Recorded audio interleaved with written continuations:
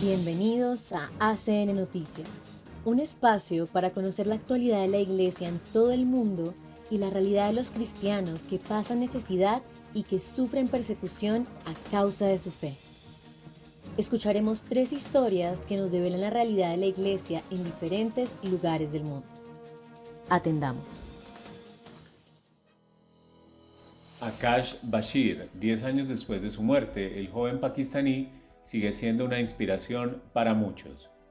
A mediados de marzo se cumplieron 10 años del fallecimiento de Akash Bashir, un joven católico de 20 años que dio su vida para salvar a cientos de personas en la iglesia de San Juan, en Yuhanabad, diócesis de Lahore, Pakistán. Akash se enfrentó a un terrorista suicida que intentaba ingresar a la iglesia. Su sacrificio lo convirtió en el primer siervo de Dios en la historia del país, abriendo el camino para su causa de beatificación, la cual ha despertado una gran esperanza no solo en la comunidad cristiana, sino también fuera de ella. Akash Bashir nació el 22 de junio de 1994 en una familia católica en Rizalpur, Pakistán, y desde temprana edad mostró un fuerte compromiso con su comunidad. El 15 de marzo de 2015, cuarto domingo de Cuaresma, estaba cumpliendo su labor como guardia voluntario en la entrada de la iglesia cuando un hombre sospechoso intentó ingresar, justo cuando cientos de personas y familias se encontraban reunidas. Akash descubrió que el individuo llevaba explosivos y lo detuvo. Sus últimas palabras fueron: "Moriré, pero no te dejaré entrar", mientras se aferraba al terrorista con fuerza para evitar que ingresara. En ese instante, el extremista detonó la carga. El padre Pierluigi Cameroni, postulador general para las causas de los santos de la familia salesiana, resaltó en una entrevista con ACN en Roma la importancia del testimonio de Akash. "Creo que es una causa especial porque era un joven, porque sería el primer santo de Pakistán y porque su historia tiene una dimensión ecuménica". Según el postulador, la muerte de Akash resalta el ecumenismo de los mártires, un tema al que el Papa Francisco ha hecho referencia en múltiples ocasiones. Poco antes del ataque a la iglesia católica de San Juan, también fue atacada una iglesia anglicana, lo que unió en el dolor a católicos y anglicanos de la región. Además, la tumba de Akash fue construida con mármol donado por un musulmán, un gesto que simboliza el reconocimiento de su sacrificio más allá de las fronteras religiosas. Desde el inicio de su causa de beatificación, se han recogido 32 testimonios, incluyendo amigos, familiares, religiosas y sacerdotes, así como también de algunos musulmanes.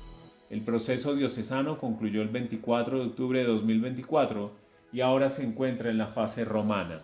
Akash es un modelo para la juventud, no solo por su valentía, sino también por su humildad. Era un chico muy sencillo, pero con un gran amor y servicio a los pobres, y con el ideal de defender la justicia, recuerda Cameroni, quien ha escrito un libro sobre el joven pakistaní. A una década de su sacrificio, la historia de Akash Bashir sigue siendo un poderoso recordatorio de la fe y el coraje, especialmente entre los jóvenes en tiempos de persecución. Sus últimas palabras, "Moriré, pero no te dejaré entrar", reflejan la valentía con la que se enfrentó al mal para proteger a los fieles. Nigeria: dejen que nuestros niños regresen a la escuela. Ante el cierre repentino e inédito de las escuelas durante el Ramadán, un obispo preocupado por los cientos de miles de niños afectados ha hecho un llamado al gobierno del norte de Nigeria para que reconsidere esta decisión. El obispo de Katsina, Monseñor Gerald Maman Musa, declaró que todos quedaron sorprendidos tras el anuncio de los gobernadores de su estado, así como de Kano, Kebbi y Bauchi, sobre el cierre de todas las escuelas, tanto públicas como privadas, durante el mes de Ramadán. En declaraciones a la Fundación Pontificia ACN, el obispo señaló que la medida afecta hasta a 2.500 estudiantes de las 8 escuelas católicas del estado de Katsina, dejando a alumnos, maestros y padres en estado de shock ante una decisión que impacta a todos los centros educativos. El cierre de las escuelas significa que cientos de miles de estudiantes de los 4 estados se ven de manera inesperada privados de asistir a clases en una región donde la falta de acceso a la educación incrementa el desempleo y agrava a la pobreza. Monseñor Musa expresó al respecto: "El anuncio del cierre de las escuelas nos tomó por sorpresa, pues no tiene precedentes. Hay que entender que la educación y las obligaciones religiosas no se excluyen mutuamente, sino que van de la mano. En este tema deberíamos guiarnos por la lógica, el diálogo y la sabiduría. El prelado recordó que cuando era niño, él y otros jóvenes de todas las religiones asistían a la escuela durante el Ramadán y otros periodos de ayuno religioso. Enfatizó que no hay precedentes de que la educación se haya visto interrumpida en estos periodos. Sus comentarios forman parte de una carta emitida por la Conferencia Episcopal Católica de Nigeria, en la que se expresa una profunda preocupación por el cierre de las escuelas. En dicha carta se afirma que la decisión de los gobernadores equivale a un ataque contra el derecho a la educación, tal como lo establece la Declaración Universal de los Derechos Humanos. El cierre de escuelas durante un periodo prolongado socava este derecho y pone en peligro la educación y el futuro de millones de niños nigerianos. El documento también cita informes de Naciones Unidas que destacan que Nigeria tiene el mayor número de niños fuera del sistema educativo a nivel mundial, con más de 10 millones en total. Se manifiesta especial preocupación por el impacto de esta decisión en la ya alarmante tasa de niños sin escolarizar.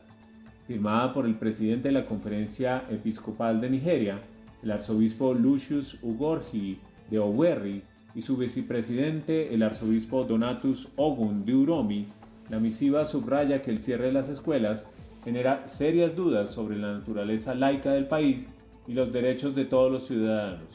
Los obispos concluyeron: instamos a los gobernadores de los estados afectados a reconsiderar esta decisión y a explorar medidas alternativas que respeten los derechos y libertades de todos los ciudadanos. Monseñor Arbach, arzobispo de Homs: no queremos más sangre en Siria. El prelado participó en la vigilia Noche de los Testigos en la Catedral de Madrid el mes pasado. Ante las masacres perpetradas en el oeste de Siria, que, según informes disponibles, han dejado más de 1000 muertos, el arzobispo de Homs, Monseñor Jan Abdo Arbach, declaró a ACN: no queremos más sangre, llamamos a la unidad y la reconciliación. Después de 14 años de guerra, no necesitamos otro conflicto. El arzobispo condenó los ataques atribuidos a militantes del grupo HTS, actualmente en el poder en Siria. Estos ataques se llevaron a cabo tras una emboscada a las fuerzas de seguridad del gobierno. Es un gran dolor, pido justicia, porque asesinar a mujeres y niños no es algo bueno para Siria, expresó el prelado.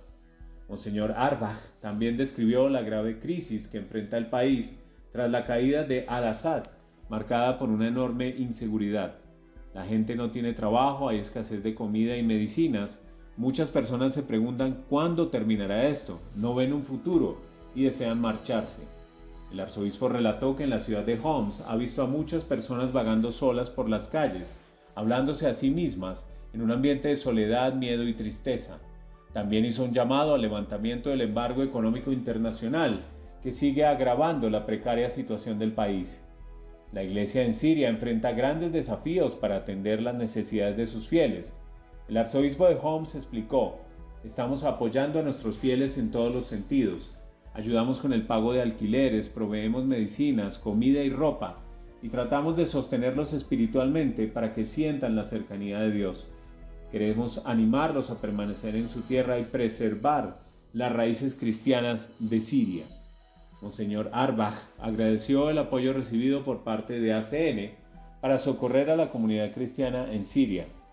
El prelado advirtió sobre el peligro real de la desaparición del cristianismo en Medio Oriente y exhortó a la comunidad cristiana a mantener la esperanza. Sin los cristianos no puede haber un futuro para Siria. Los cristianos son las raíces de Siria y Siria es la cuna del cristianismo. En Damasco aún se conservan los lugares del siglo I, donde el apóstol San Pablo se convirtió al cristianismo. En el pueblo de Maalula se encuentra la tumba de Santa Tecla, primera discípula de San Pablo. Allí hay templos y monasterios del siglo I, y todavía se habla arameo, el idioma de Jesús. Durante el pasado marzo se registraron ataques indiscriminados en el oeste de Siria, en las regiones de Latakia y Tartus, donde más de 1000 personas fueron asesinadas, incluidas familias enteras. La minoría alawita fue especialmente atacada. Estos ataques han sido atribuidos a militantes del grupo HTS, quienes lideraron la caída del gobierno anterior de Siria. impactante realidad que nos hace reflexionar sobre los privilegios que tenemos como cristianos de Occidente y nos interpela en nuestra manera de obrar. Gracias por escucharnos y por brindarnos su compañía. Los esperamos en nuestra siguiente emisión. Dios los bendiga.